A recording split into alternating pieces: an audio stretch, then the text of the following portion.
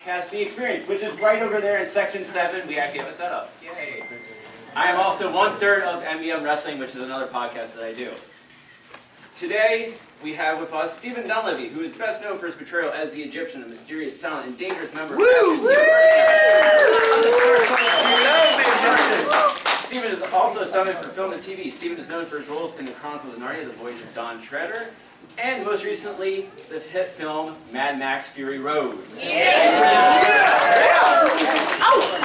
To my immediate left, we have Ellen Holman, who is best known for her portrayal as the battle-hardened yet beautiful Saxon on the Stars.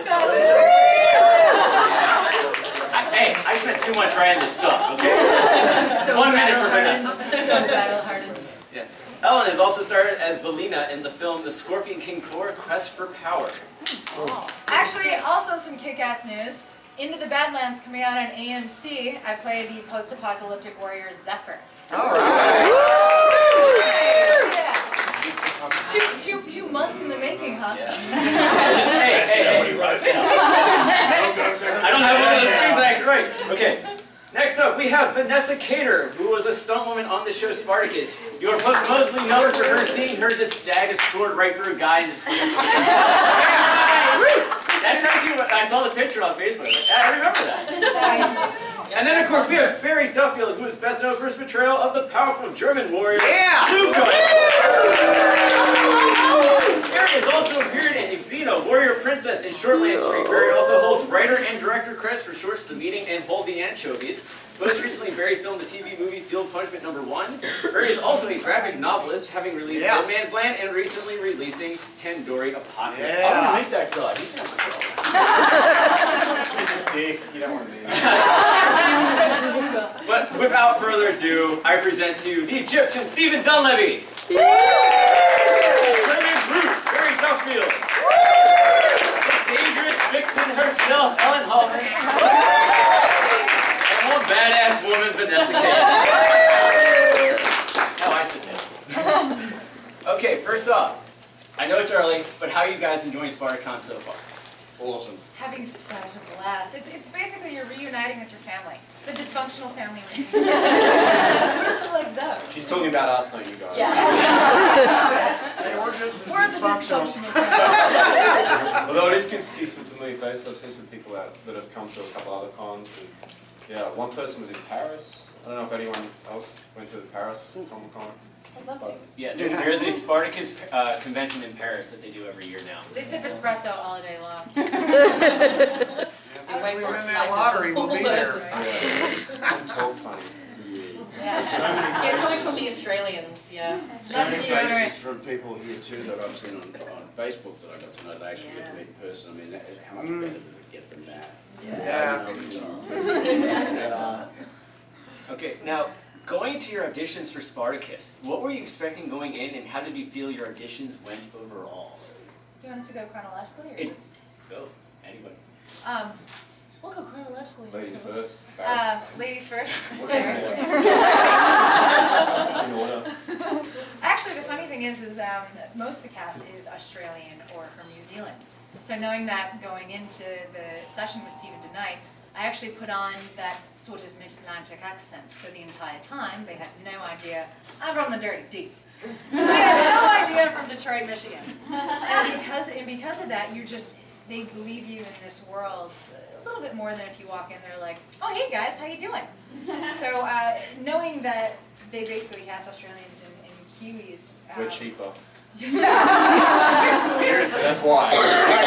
Well, they gotta fly us all the way because we shot in New Zealand. So knowing that, I did pretend that I was actually from Germany/Europe/ whatever they wanted to believe I was from, until I finally, when I booked the job, Stephen tonight called me, and I had no idea who it was. I was like, hey, who is this? And they're like, oh yeah, I'm looking for Ellen. I'm like, yeah, actually you're talking to her. He's like, really? Who is this? He's like, Stephen tonight. I'm like, oh, I'm sorry. He's like, you are so busted. So yeah, that was one little tip I took into the ring.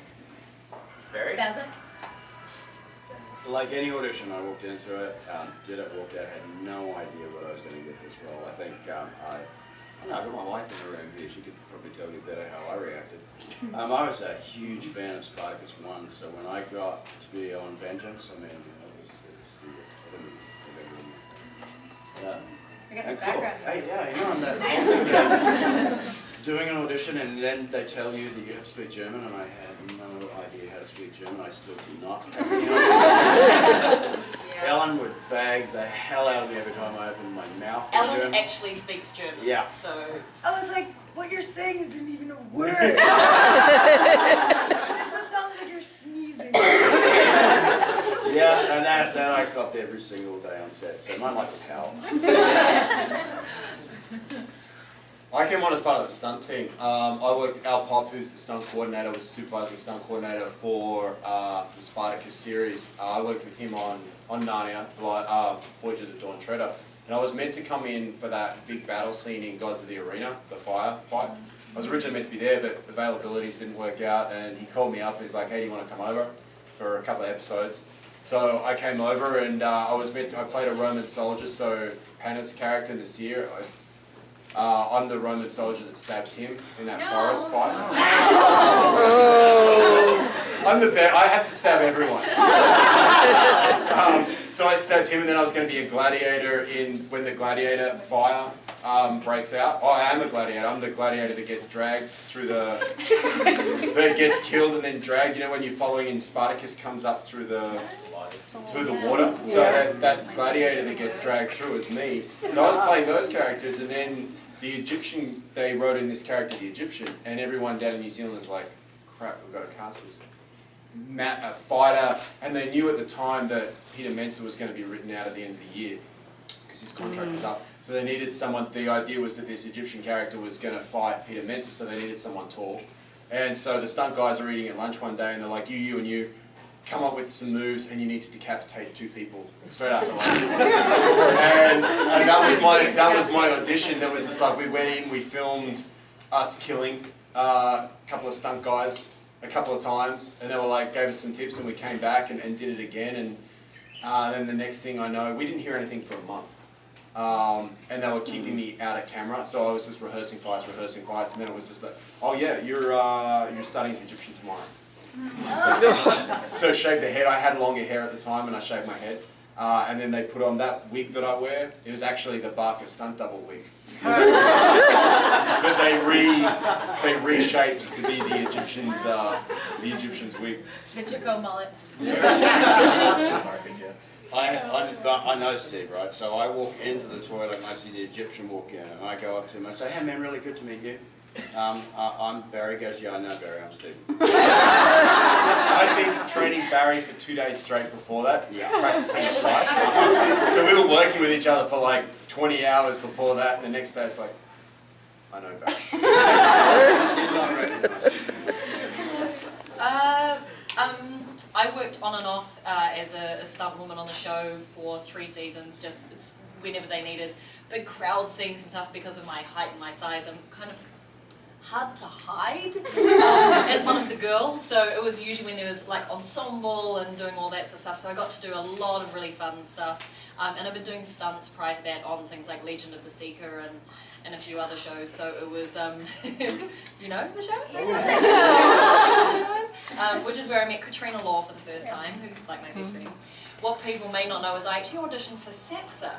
And so when I auditioned for Saxa, I was just like, this character just sounds like me, it's awesome. So I go and audition for it, and then I get this call from Katrina Law, and she's like, just so you know you didn't get it, because I've just met with the girl who did, and you're going to love her as much as you might not want to. I was like, oh, cool, okay. And then I met Ellen, and I was just like, okay, she is the character. So it was one of those things I was like, didn't get it, damn. And then I met her and went, oh, that really explains everything. What's really funny is it was written as an Amazonian. You know, like She's just a smaller version of one. But you know, it's really funny. The first day I rocked up on set, I'm actually on my mark, and it's and I'm wearing like a big furry hat 'cause it's freaking freezing. I'm wearing like a plaid shirt, and I'm just like this mangy little cat. And I'm on my mark, and like, can we get Ellen Holman in here? And I'm like, not her stand-in. We need the actual Saxa character, and then as soon as they found out it was me, they're like, "Where's the rest of them?" Everyone's expecting this kind of Amazonian, and I'm like, "But she makes up her size. She doesn't speed." So. Well, and ferocity and And she sexy. hits hard, trust me. She punches like Mike Tyson. Vicious. But what was it like training and setting up the choreography and then the eventual filming of your fight scenes for the show? That's a good dummy. And So much of what we did never made it on camera. Like especially the last 2 episodes. There's like another 2 hours worth of fights that we shot that never made it onto camera. But so we would be shooting the episode, and every episode's about a move. In terms of what we're choreographing, per episode was literally a movie's worth of fights. So we would have the guys, all the actors and everything, they would have in their heads the fights they were doing for that episode.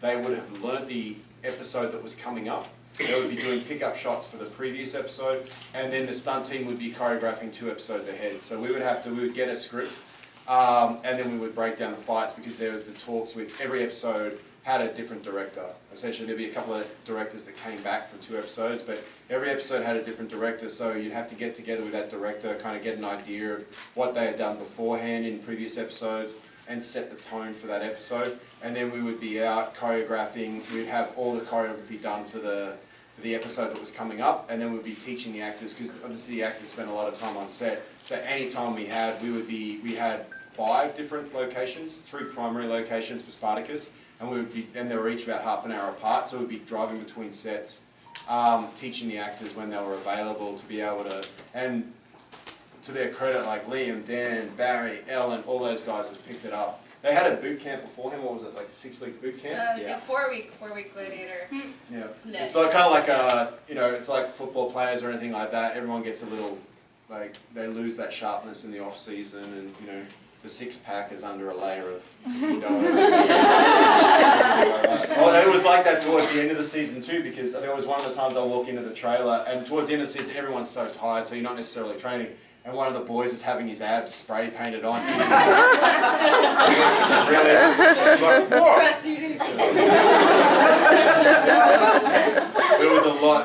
The stunt team, there was a full-time stunt team of about 10 guys, and they would spend 8 hours a day just choreographing fights, and everyone knew everyone else's fight. So if one of the boys was down, he would be jumping in as Onomaus one day and then Gannicus the next, so that any of us could teach the actors if we were available on set. But then it also got to the point too where if they had to have like little filler fights, they'd be like, okay, we need a 4 beat from you, we need a 3 beat from you, which means basically a strike is a beat. And if that's what you needed to do, they'd make up the fights right before shooting. what was it like improvising on the set like that? Oh yeah. I loved it. I absolutely loved it because you become infatuated with everything. I mean, this is a whole new world for me, and I became obsessed with it to the point where I'm like, give me another beat, give me a couple other beats.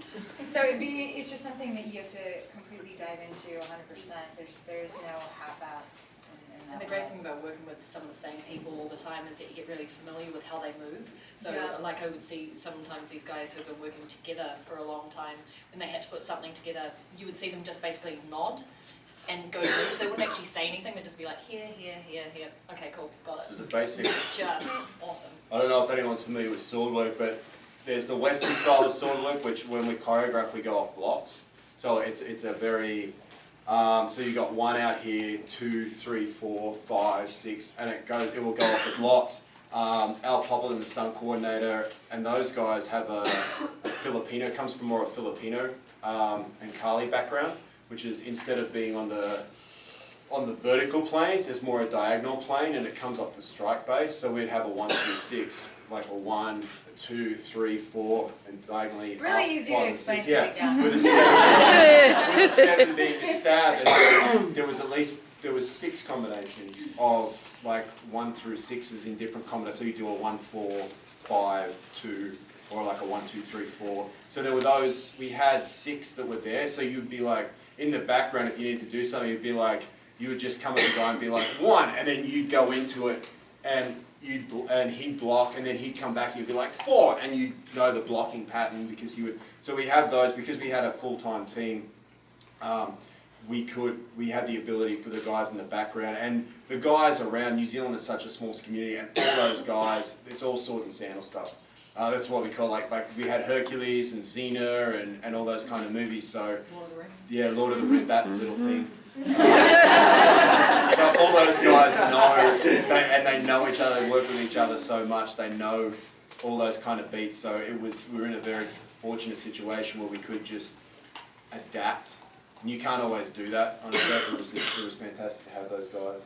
We really had a big point of difference too with this show is where the style of the shooting and using things like a phantom camera is that we couldn't really get standards. We had to do it all ourselves, so we got broken. Oh yeah.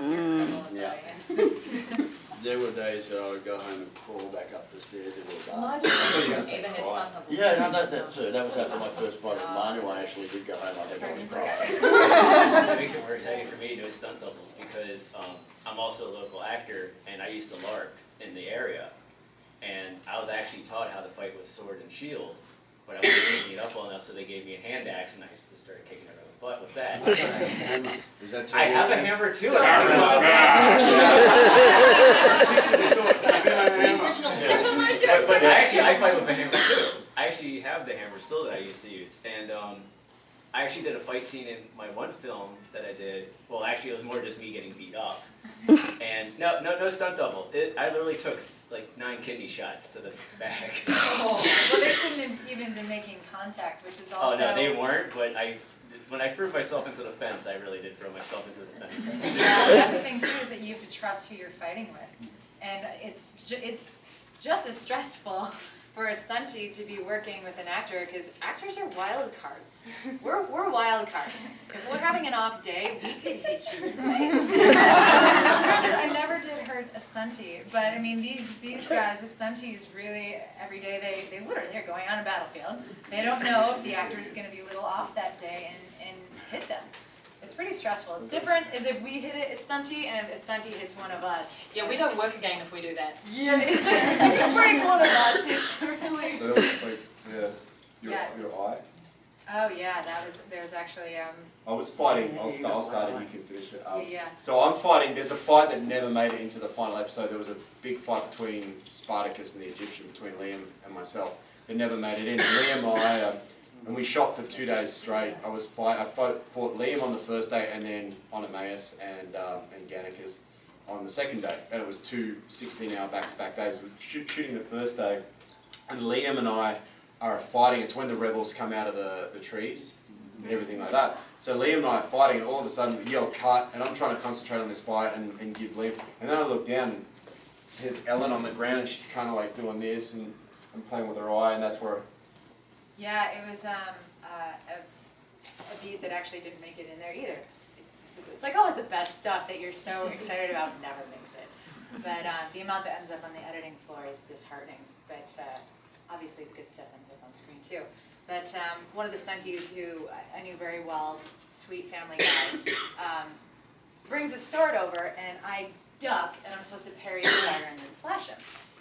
He came in a little fast, it was a little hectic, I made out of duck in time, and the sword scraped my eye.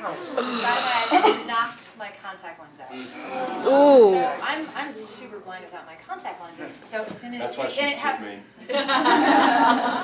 But it happened so fast, it was just wham! And then I look up and I couldn't see out of this eye. And I won't say his name, but I almost said it, shit. I was like, his look was horrid. This whole life flashed before his eyes. Oh my god, when he sees this, I fired this and that. I look up, I'm like, is my eyeball still in my head? I'm like, good. We're doing the turnaround. I'm gonna go to the trailer, get a new contact lens, take some Advil, have 2 espressos, and then we're gonna do the rest. And he's like, okay. And throughout the duration of the day, the eye started getting more and more of that blood clot red, so half my eye was red. It was pretty. When it started out, because as soon as I saw she was down, I went over to check, and you could see the line of where the tip of the sword had traced across the white, and it stopped just before a cornea. There was a lot of little things, and it happens more than you think in films and TVs, because obviously the fast pace and any kind of fights and stuff like that. There was a lot of like little things I won't say that was a little thing, but you know. Oh, we just gotta- getting hit Oh, in the the buzz as fingers. well. The fingers getting hit. Just you. the thing is- Using daggers against swords, don't do it. But You're gonna lose so fingers. cool. I've Against something experienced it. that's I don't need to. And Yeah. every fight I had was against an actor, and they love going for fingers. I mean, no one walked out unscathed. Baz tore a hamstring. I'm basically pre-arthritic now.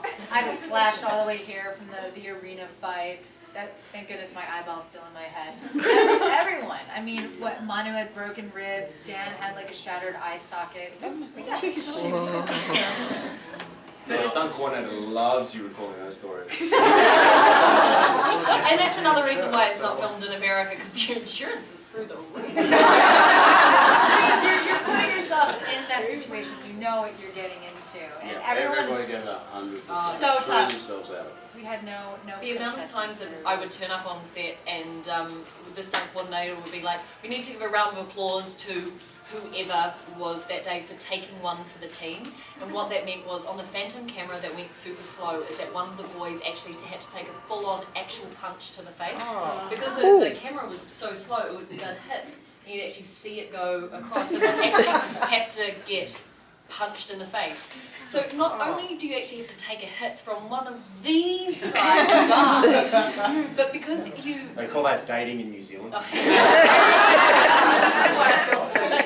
Alright, let's go. But it's also the fact that it takes a bit of acting as well, because you can't look like you're leaning your jaw in. You need to actually lead into the fight for it to be super slow. So that's where they're very selective about the stunt boys, that they were picking to take one for the team and stuff. Or whoever pissed him off that morning. Oh yeah, like you, Phantom. I got knocked unconscious doing that fight with Dusty, where I grab his leg and then he spins up and kicks me in the head. It was meant to be a miss, but we just weren't getting it. And Dusty was really concerned about kicking me in the head. So we're like, mate, you never. And we weren't getting it, and we just weren't getting it, and we only had a certain amount of time to shoot it. And the stunt coordinator comes up to me and he looks at me, and I'm like, yeah, I know. And that was the lean in, because I need you to get kicked in the head. And we're telling Dusty the whole time, don't worry, my head won't be there. Just kick as hard as you can. Kick as hard as you can. I'll miss it. Like, I can judge it. It's my job to miss it. So as soon as his leg came up, I put my head in it, and I'm out. You kind of see it on film, like I do the whole. But I remember grabbing his leg, and then I remember waking up on the floor to continue the scene. Lights out. Now, Yeah, I remember Dustin telling it a different way. I remember Dustin saying how he got his leg hurt by you. So thanks, Barry. Your part of the panel's over. now, Stephen, this question's for you, and Ellen, you're probably just going to jump all over him on this one. Oh, Now, hey. Stephen, now, Stephen, That kind of movie. now, Stephen, after your character, which, if you haven't seen the show, spoiler alert, the Egyptian dies, it's too long to see the finale of Vengeance. In War of the Damned, Ellen's character Saxa started using the Egyptians' daggers. How do you feel about Saxa stealing your weapons and using them against the people you fought for? Well, you know what? It's actually, because Ellen wanted something different. Ellen's like, you know, very good when it comes to acting choices and everything like that. And you picked up, you had these tiny little like scalpel blades. Well, because in Vengeance, we were all rebels on the run, and the little knives I had were actually surgical knives. So on the run, it's what the doctor was using